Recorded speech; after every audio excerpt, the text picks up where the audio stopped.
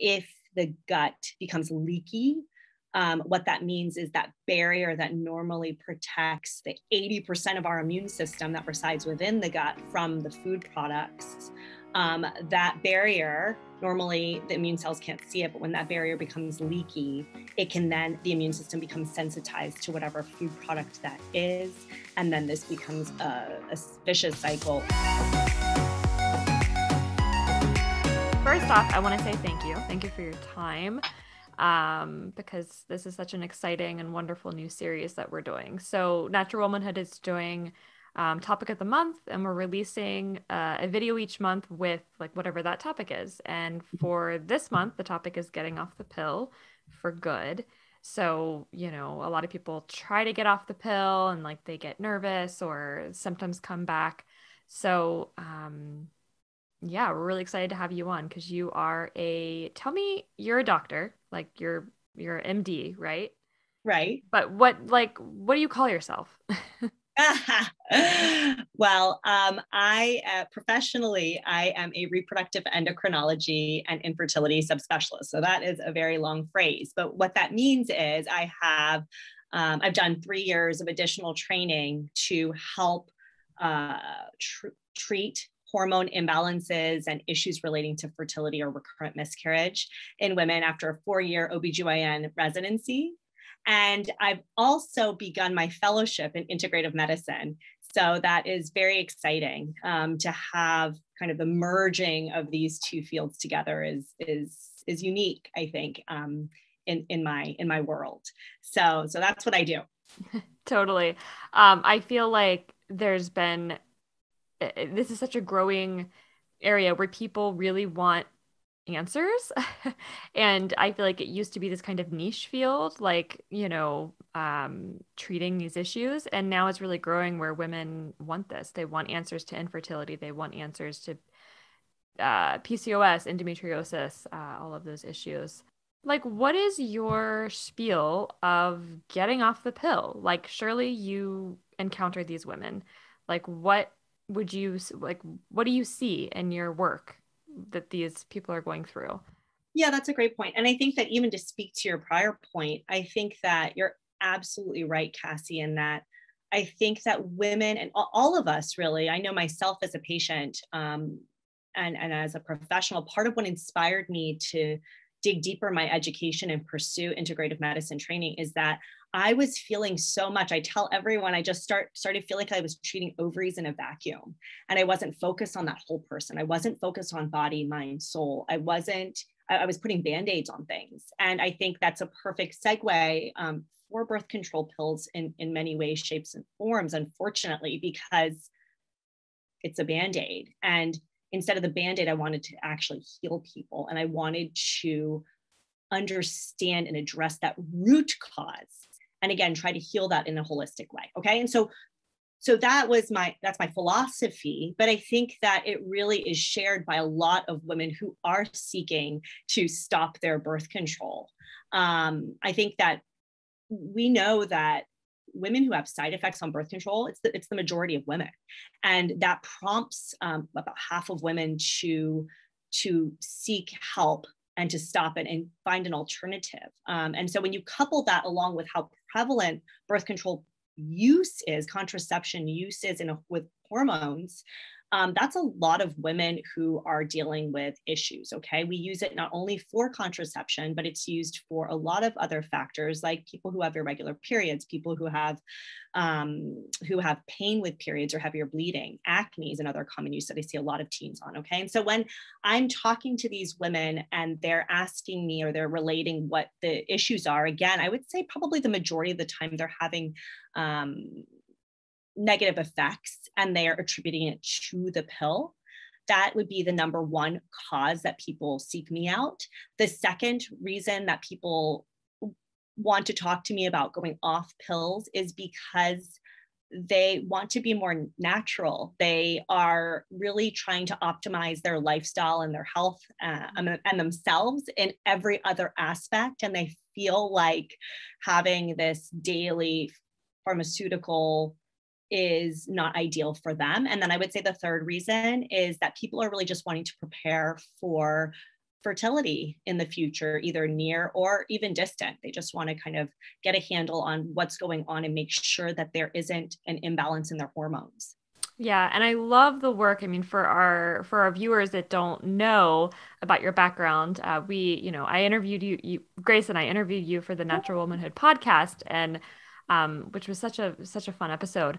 But we learned about your background, how you were in the IVF industry, and so I think that background probably it has to have, influenced your work. And I think that there's this idea that, okay, you're on the pill until you want to get pregnant. Then once you want a baby, then you come off the pill. And you and I both know that, there's a lot of stuff like it isn't probably super recommended to just come off of the pill and get pregnant the very next month.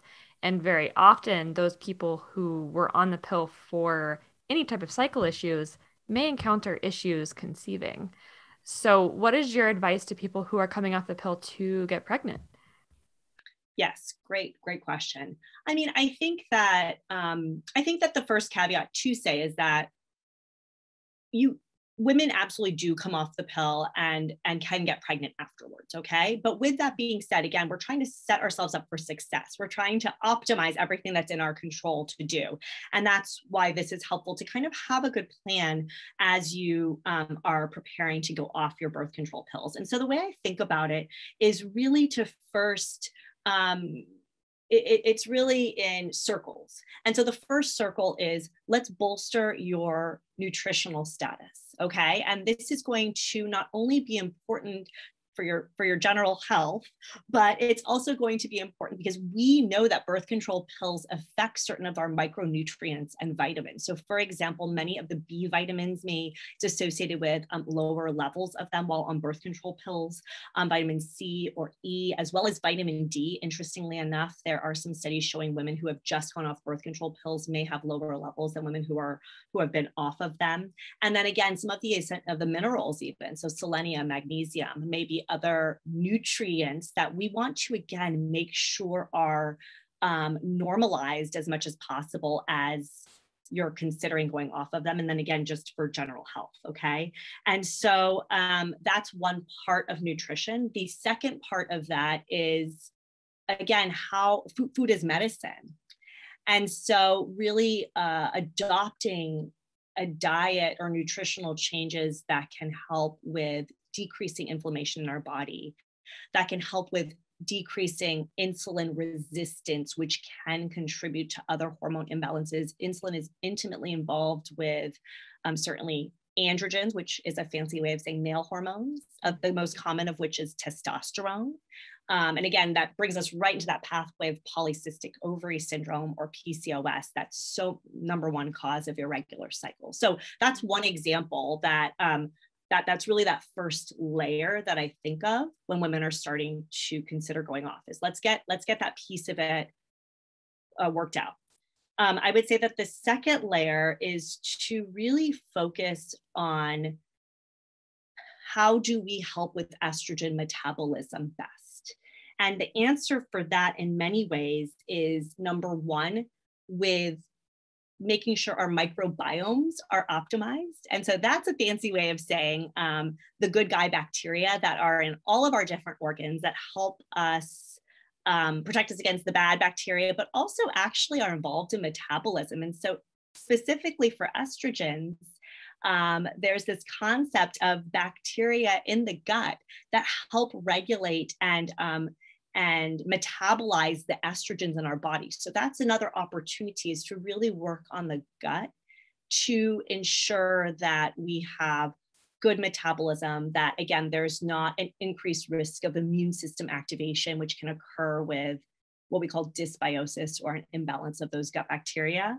And then as well as supporting the liver and making sure that the liver is really able to function best. Our liver helps us detoxify bad substances in our body along with the kidneys. They help excrete toxins. And there are different ways to really support that, be it supplements, be it avoidance of heavy alcohol, for example, or other factors that might affect the liver. Certainly in changing your types of fats to good fats as opposed to trans fats. Okay, that might be another way. And then finally, the last part of detoxification is actually excretion through the GI tract. So bowel movements, and that kind of goes hand in hand with that gut microbiome and taking care of that. So that's another layer. And then I would say that after that is really, again, considering if there was a history or the reasons why that woman was on birth control or hormonal contraceptives, and trying to piece together, well, if this was an issue before, how can we tailor our evaluation of this and address this again in a holistic way? So an example for this could be, well, if a woman was on, as a teen, started birth control pills for terrible cramps with their period, could this potentially be a harbinger of endometriosis? That can be up to even 70% of teens with severe pain with periods. Mm-hmm. And if so, again, how can we focus on diminishing those cramps? How can we decrease inflammation involved with this and starting that process? So that's a big picture view. I have two questions. One, I've heard this before, and I'm just curious your take on it. I've heard the word micronutrients a lot lately. Like, it seems to be like pinging around. I've heard that, we don't get as many nutrients from our food as we used to. Do you find that that's true? Is that something that you find in your practice? Well, actually, the studies do support this, believe it or not. And so I agree, it's kind of the new buzzword, it feels like, but there is a reason behind this. Unfortunately, what has been found is that there is depletion of the soil with different farming practices, with increasing the volume of crops produced, with changes in the water, with pesticides. A lot of these factors, even GMO, I think there is some interesting and emerging evidence showing that this may be related as well. All of these can produce food products that don't have the same nutritive value as they did a few generations ago. And so absolutely, this is involved. And so even in my patients who are doing a wonderful job with their nutritional status, we still can find places to tweak, or I will still find deficiencies when we do testing to evaluate their levels for, again, certain vitamins, for example. I mean, even what little dabbling I've done gardening in my backyard, it's like, it makes sense, right? Like, when you think about it, you're like, oh, well, of course the soil, like, if, cover crops and things like that, that's a whole other topic, but nonetheless, one that I love talking about. And then my other question was related to like epigenetics. In our other interview, we talked about how, basically my grandparents' pregnancy, which would be like my mom's, like when they were pregnant with my mom. In utero, right? Your mom in yeah. Right. Like that her ovaries were exposed to all sorts of, lead paint, like all sorts of things that like back in that generation were just, normal. So can you speak a little bit on that and how some of these issues that people get on the pill for to begin with, like, I don't know, like what genetics role they can play there? Yeah, that I think is so interesting. I actually did a little bit of research regarding that in my fellowship, but the hypothesis itself has been around for a while, but I think that there is just more and more traction, again, being able to look at the specific genome-wide associations and be able to see how some of these genes are turned on and off based on, again, this in utero environment, on what exposures that baby had in the womb. And so to speak to that specifically, for example, we know that there might be impacts of, for example, bisphenol A, which most people are aware of, that is BPA, or a certain additive in plastics and types of plastics that make them more pliable, and that this has been suggested to be involved in PCOS manifestations. Okay. And so that's one example. I'm not quite as familiar with all of the other research with different conditions, but I do know that there is a lot going on in this regard. And I think that, again, it can feel very easy when you start digging deep into environmental toxins to feel like living under a rock or going in a cave somewhere and wearing your tinfoil hat. And it can be really scary. Mm-hmm. However, with that being said, I think that knowledge is power. And it's, again, an opportunity for empowerment for us. This doesn't mean we can't touch any plastic, that we can't, ever use perfume, for example. So those are two common culprits for certain endocrine disrupting chemicals that may impact our hormones.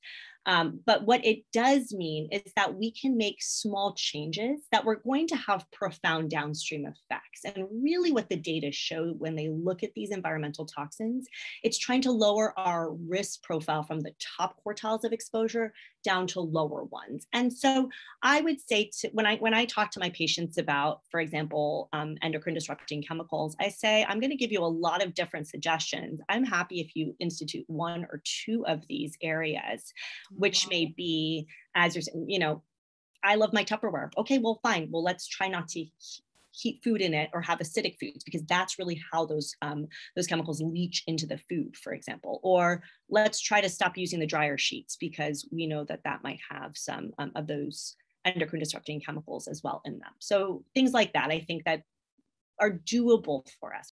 One of the things that we've written about a lot at Natural Womanhood, and readers have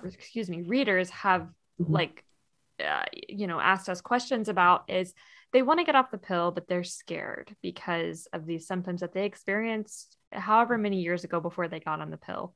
And it's also sort of well known that sometimes acne, particularly acne, but other symptoms will worsen before they will get better.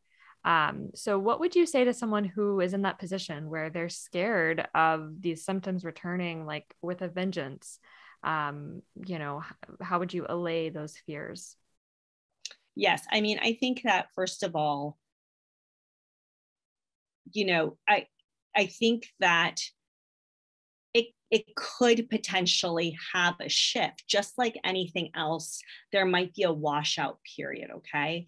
Again, how do we set ourselves up for success? And so to understand that for that patient, I would say, first of all, let's take acne as an example. What were the circumstances surrounding the acne before? Was it associated with irregular cycles as well? Which makes us think more like a PCOS picture, potentially. Okay, there are other causes that are rarer. Was it something where it was very much related to the period? And so it was more that hormonal menstrual presentation of acne, okay? Was this something related to the foods that they eat and potentially dairy, for example? And so there are different reasons why people get acne. And so if they can remember, not always people can, but if they can tie that, then that's the specific area that we can start working on. And so again, for the dairy example, they can already go ahead and see if they have any other symptoms that indicate this insensitivity or this intolerance to dairy. Gut symptoms are very common, rashes and whatnot. And if so, then we can go ahead and modify this either by using different types of milk, alternatives, or even A2 has lower allergen profile. Or again, really working on the gut, believe it or not, because that if the gut becomes leaky, what that means is that barrier that normally protects the 80% of our immune system that resides within the gut from the food products, that barrier, normally the immune cells can't see it, but when that barrier becomes leaky, the immune system becomes sensitized to whatever food product that is. And then this becomes a vicious cycle of inflammation, of potentially immune system activation. And so again, why am I mentioning that? Because then we heal that part of it, we close that, and then we also, again, are setting that patient up for success, that it will minimize that portion of it that isn't necessarily due to the hormone shifts, it's due to another issue. Right. So that's one specific example, but I would say to kind of think back in your history and try to determine, okay, well, what do I think this is related to? Again, I'm a huge proponent of food as medicine. So talking to someone who can help devise a good plan, again, based on your symptoms. I do like to tailor it because everyone has a varied cause of what's going on. And then finally, you could consider certain supplements to support yourself, again, depending on that cause. And the minimum I would say to do, which is a good start for all of us, is a basic multivitamin or a prenatal vitamin if you are of childbearing age and are considering getting pregnant. Those would be a few basic options. And then you can talk to someone to really hone in on those specific concerns and have a good plan. Yeah. Do you find a lot of the patients you work with have food intolerances or I don't know if I'm using that word right, but where they need to cut out certain things? You know, I have to say, I have, of course, a special, I'm having a certain subset of patients who are seeking me out. So again, we have to take kind of my patient population, maybe with a little bit of a grain of salt too, right? Because a lot of them, I do find that there is a good amount of overlap, unfortunately, with the conditions I'm seeing women for, these hormone imbalances, and with this inflammation, with this immune system activation. I'll tell you, I see a lot of women who have, yes, these issues with their gut or who have thyroid issues. Interestingly enough, birth control pills may be tied to increased risk of autoimmune issues as well. Okay, so yes, I would, yes, the answer is yes. But I'll tell you again, the silver lining, or the part that to really focus on, is that I have seen amazing improvement with these lifestyle changes. We don't need to necessarily go on more pharmaceuticals to heal people. And sometimes we do. And of course, I'm not averse to it. We just have to really have a very, again, holistic plan in place. But it's really heartening to see a woman who's had debilitating pain with periods. And we decrease her inflammation through a variety of techniques, be it modulating environmental toxins, be it instituting supplements to kind of calm down the inflammation or help with free radicals, be it the food component, so important, okay? Be it normalizing whatever hormone imbalances she's dealing with. And we have, and they're better. They don't need anything else, Yeah. That must be so rewarding. Yeah. Obviously, in Natural Womanhood, we are big proponents of fertility awareness methods.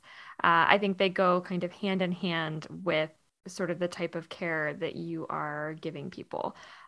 This idea of looking holistically, thinking about, I always talk about when I teach, because I teach fertility awareness, I always think about how much information we can get from a chart without drawing a single vial of blood. Like we don't need, I mean, sometimes you do have to draw blood and get more figures, but it's just such an important like biomarker for women to have. So for someone who is getting off the pill and interested in using a fertility awareness method, what types of advice would you give around that? Yes, I mean, I am with you. I love fertility awareness methods because, again, I like data and I like empowerment, and I like understanding that woman understanding exactly what's going on, and that's what it brings.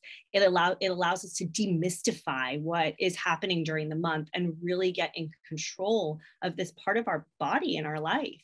So I'm a huge fan of that as well. I will tell you, I think that the best method, well, what do those methods do? Those methods are surrogate markers for ovulation in many ways, right? And that's what they're measuring, is that as there's a shift in this beautiful, as I've talked about before, this beautiful cyclicity of the hormones that happen throughout the month, that because of that, those impact different systems in our body that we can then measure, be it with cervical mucus as it shifts and changes in relation to estrogen and progesterone, be it with our thermometers or temperature as it rises in response to progesterone's effect, be it with even ultrasound monitoring or urinary hormones, again, blood hormone. I do like to draw blood. So I have to say I do get a lot of blood on my patients, but yes, you can do this non-invasively, and I very much encourage them to do so. What I would say is that the best method is the one that is easiest for that woman. And that's what I always say. I say the one 100%. that is the best is the one you'll use. Absolutely. And the one that I tell everyone, my number one goal is not to increase your stress. That is kind of one of my mantras, because I think that, oh my goodness, I mean, I think this decades just alone has been incredibly stressful. I think there's a lot of stressors in modern life.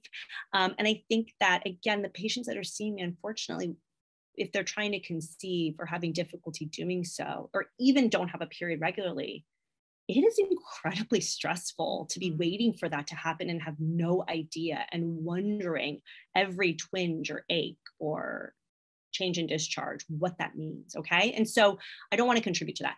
I will say that cervical mucus is a very easy one for most women. Why? Because it's not something that requires any fancy gadgets to do. You can check on wiping, okay, even. And we know that within 3 days of noting that mucus, that ovulation will occur. And so it really is a nice guide that most women, if they are experiencing it, they may not be, okay? And that's something else to be addressed. But if they're experiencing it, that's a good way of kind of tuning them in. Okay, now I should expect my period a couple weeks after this, for example. Yeah. I found in just the years that I've been teaching, I found that I always tell people, like, don't split hairs over it. Don't split hairs over like different adjectives of cervical fluid. Like, do you have it? Do you have it? Because when people split hairs over it and they're like, is it this? Is it that? It's like, I mean, sometimes if you need to get down to the nitty gritty, that could be helpful. But the work we've done at Natural Womanhood is, of course, making these methods more accessible to women, because I think that's another reason why people don't want to get off the pill, is because they're scared and nervous about this very foreign or seemingly foreign method that they're not sure what's involved. They know that some people use thermometers. They know some people use a monitor that you buy. Some people use strep. It's like very overwhelming. So I love the idea of simplifying it so that you can take that fear piece, because another huge piece of it is, like, people are scared to get pregnant. Like, that was why they were on the pill. And it's funny, even people who are trying to conceive, I think the years of hormonal contraception use, like, puts this, like, fear of pregnancy in you. And even if they're trying to conceive, there's still this, like, it's hard to switch that gear, like, I think the pill or any type of hormonal contraception just, it was like that for me anyways. Like, I remember, like, shifting gears and being like, oh, that's new. Like, to go from being terrified of pregnancy, like, it's the worst thing that can happen to you. It's not. But I think, yeah. So I don't know where I think you're right. I think that it is like shifting your brain, and then coupled with that fear of the unknown. Yeah, that can be and then the fear of having a resumption of symptoms. Those things can all be deterrents, because at the end of the day, we're creatures of comfort. It's so much easier to do things the same. It's so hard to make a change, right? But I'm telling you that, again, it really, I encourage people, yes, to look on your site, because you don't have to do all the things. You just have to pick one even, okay? And then you can layer on depending on how you like it, okay? And if you don't like it, you switch to a different one. And I think that's what's so nice about the world these days. We're so interconnected that it is easy to find this information in a palatable way, that you can kind of watch a 5-minute video and you're like, okay, I think I can move forward with this. Yeah, absolutely. I think that's and I talk too about how these methods, I mean, I myself have used so many different methods over the years because my needs have changed. Like, maybe I used multiple biomarkers when I didn't have any children, and now that I have 2 kids, and, like, your just goals change, your needs change. And that's one thing I love about these fertility awareness methods, is that you can mix and match, you know. There's a lot of like almost, I don't know if clinical work is the right word, but there's a little bit of like trouble solving where you're like, oh, it can be this or that. To And meet customization. You can yeah, customize yeah, it to what works for you. so what are your final thoughts on like, is there anything we didn't touch on? And I guess what I've been asking as the final question is like, what is one thing that someone can do today for their hormonal health? Like, what's the one thing you would recommend? Yeah, great question. In terms of the one thing that I would recommend for hormonal health, I would say it is to really sit with yourself and think, what part of your life right now, first of all, do you feel like you want to make a shift in? And specifically, what I would say is for a lot of people, it is with our nutrition. I would say, at least in the patients that I see, for me personally, I think it's hard sometimes to maintain that. And we kind of, you fall off that wagon a little bit. But again, the vegetables alone have so many wonderful antioxidants. They have so many components within them that are designed to really keep us healthy and provide those nutrients, again, that are being depleted by various pharmaceuticals, by birth control pills. And so if the one thing I would say is eat or more organic, because we know that's going to significantly decrease your risk of pesticide exposure, can impact both men and women. Okay, so that's one easy one, 3/4 to 90% decrease in exposure. And then to try to focus at least one meal a day on having half your plate be vegetables and fruit, a quarter protein, a quarter a complex carbohydrate. That's a great start. Okay, you're already repleting yourself, even if the crops are, maybe not as pure and wonderful as they were 50 years ago, but still, that's already a shift for a lot of us compared to how we're currently eating. So that'd be one thing to say. Yeah, I mean, I think that, again, if you're feeling uncertain, I am also a big fan of having your brain trust, of having experts surrounding you and guiding you and looking at data points to minimize that risk that you are going to have a lot of untoward symptoms or resumption of your symptoms. So I do think plug yourself in with someone who is an expert for this, number one. Number two, what I would say is to really, again, besides the multivitamin, I would consider even a methylated B vitamin on top of that. And I think that a fish oil or increasing the omega-3 intake is also a really wonderful option for that many of us, again, aren't getting quite sufficient. So those are kind of some basic nutraceuticals that most people won't have an issue or contraindication or risk by taking, would be something. And I would say that if you're having any mood symptoms, if you're having any, again, decreased libido is another one that I hear a lot of. Mm-hmm.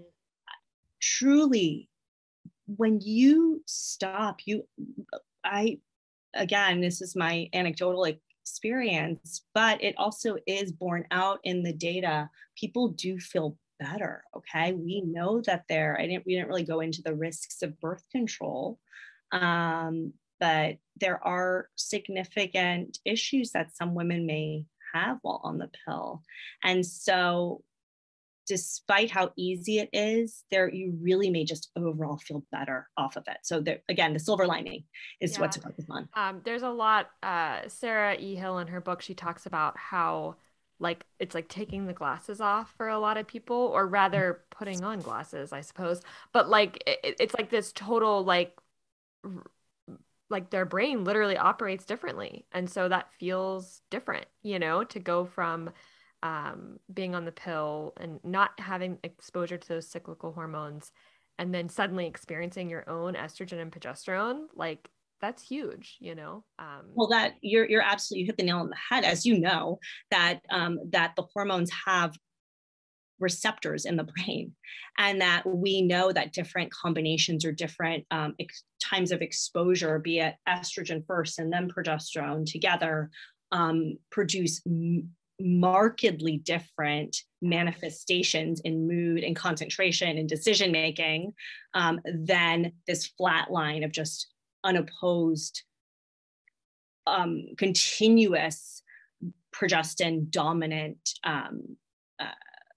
negative input. feedback. Yeah. So so absolutely, there's a physiologic basis for that analogy that you're saying of glasses, which I love. That's for a lot of women, especially if they were put on the pill at a young age, like they might not even know, like, you know, if they were put on the pill at 14 and they're trying to get off of it in their late 20s, like they may not even know what that feels like. They've never known, like all they've known is this sort of suppressed cycle. So I love that idea of kind of waking up, putting on glasses, and of course, like having a support team around you, like getting, you know, appropriate reproductive care, getting, you know, a nutritionist or someone that can help you with that. So, right. And then also, even if you don't immediately do that, to really be tracking in some ways, again, not in a stressful way, but even just getting an app and kind of plugging in, again, the mucus, just on noticing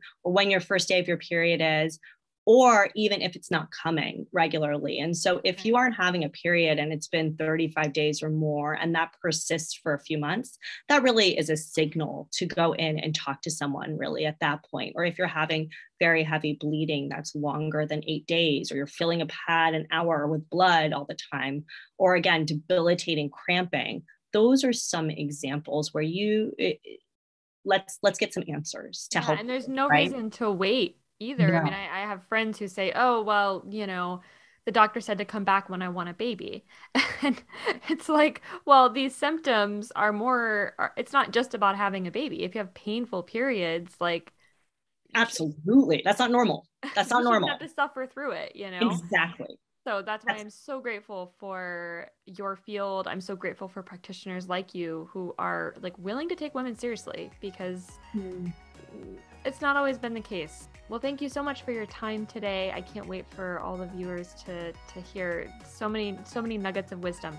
Oh, yes, absolutely. Thank you for having me, Cassie. Yeah, I hope that was helpful. And I think that, again, it's important to shift our mindset to empower yourself. And so the people who are watching this are already on their way to that, which is a wonderful, at the minimum, first step, you know, Yeah. moving forward.